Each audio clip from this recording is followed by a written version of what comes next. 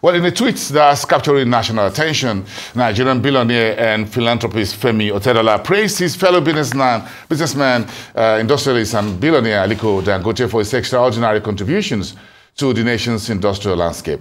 Otedola highlighted Dangote's remarkable achievements, starting with the construction of the largest single-train refinery in the world located in Lagos State, not in Kano State.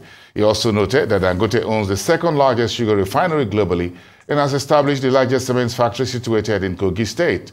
Additionally, Dangote has built one of the world's second-largest fertilizer plants in Lagos, which is said to surpass the largest one in Qatar, and this facility already exports internationally. Otedola emphasized that Dangote is the largest private sector employer in Nigeria, with his companies among the top players in the country. Remarkably, the Dangote Group's tax contributions often exceed those of the leading banks combined.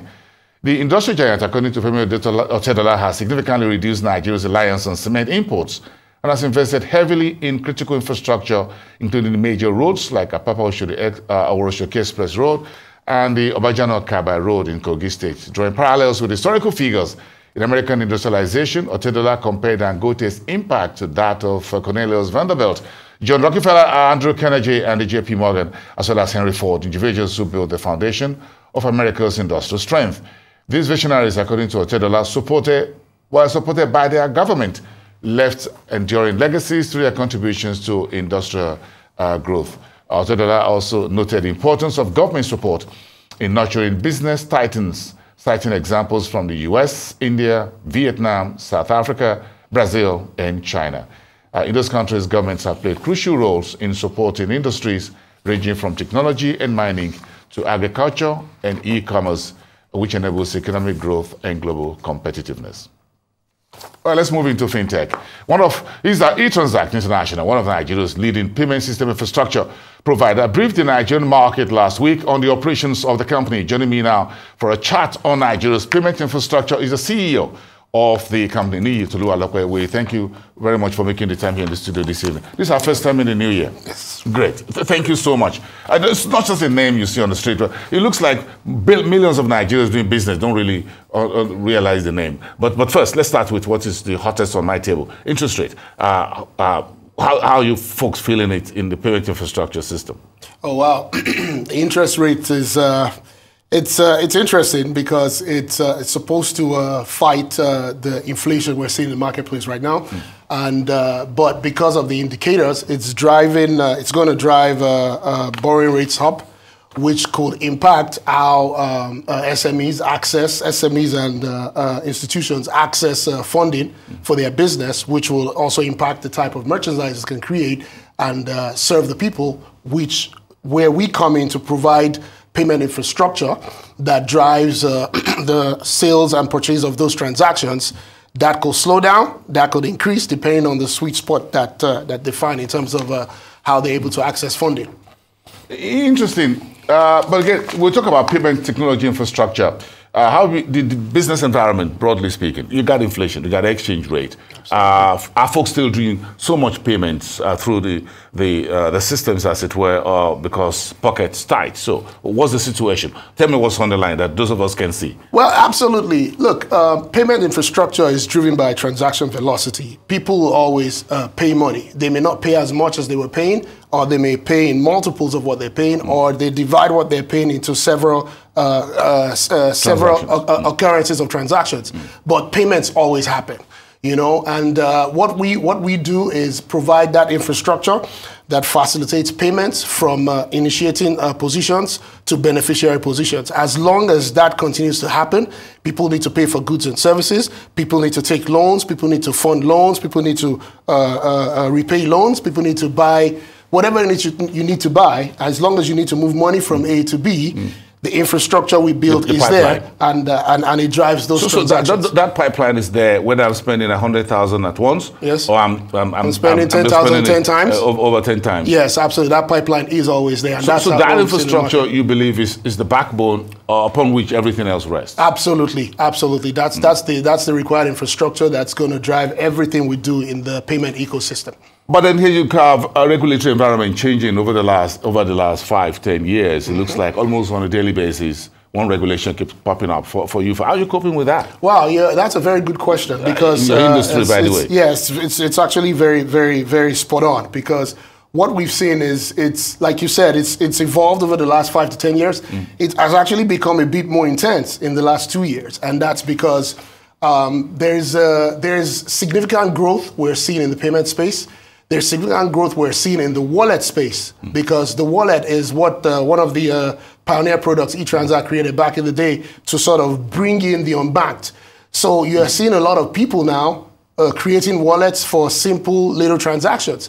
And because of that, the level of KYC that is required for that wallet owner has to be spot on and must meet the regulatory levels. Now, regulators have come in and they've scanned the marketplace and they've seen potential inefficiencies in the market. So they're stepping up their regulation to ensure all players abide with the standardized process of KYC onboarding, because what needs to happen is to create a winning framework within a regulated boundary, because that is what is sustainable over time. And I think that's what we're seeing right now in terms of the regulatory. Do you think the market is getting overpopulated? Well, if you look at payment density in Nigeria compared to the big 4 or 5 African countries, we're not there yet. I think the growth is immense. If you look at the number of people that do mobile phone transactions on a daily basis, compared to the number of people that own bank accounts, you probably have about 70 to 80 million you can't account for. They do mobile phone transactions. They don't have bank accounts. They spend money. Those are financial transactions. That's the marketplace. You need to create products that serve that 80 million and bring them into the financial, make them financially inclusive, because they're either unbanked or underbanked. That's the market. Nigeria's payment system is quite explosive. You and the banks, have you guys resolved your bit of tensions? Look, the banks don't like you, you don't like the banks. Well, the banks may not necessarily like an aspect of my business, but the bank need an aspect of my business, because if you look at eTransact, our vision is to be the preferred integrated financial payment technology platform for merchants and consumers. And that sits on 3 strategic pillars: switching as an infrastructure, merchant marketplace play, and direct to consumer. Direct to consumer, banks won't like, because I create wallets, and I'm a bank using my mobile money license. The switching as an infrastructure, banks need that infrastructure, because the eTransact switching platform is what banks use to move money from initiator to beneficiary bank. They need that business. And so you folks are twins. You're established twins. You guys are joined at the hips.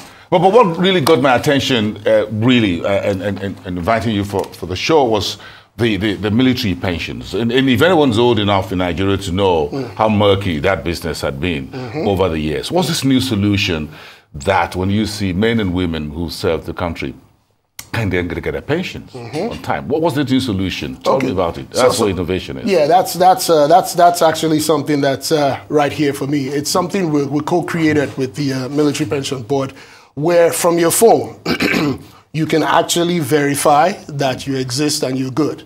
So we created a solution where we've taken advantage of the identity databases established by the government, the NIN, the BVN, the driver's license, or even your international passport as a third-party validation point for you. Okay. So using that, taking a photo of yourself, a liveness check, you run that against the government identity database. Once it validates you, then you complete the process, and it's established that you are alive and you are fit to collect pension in the next month. Simple. That's what it is. How quick will it be now for retired military men and women?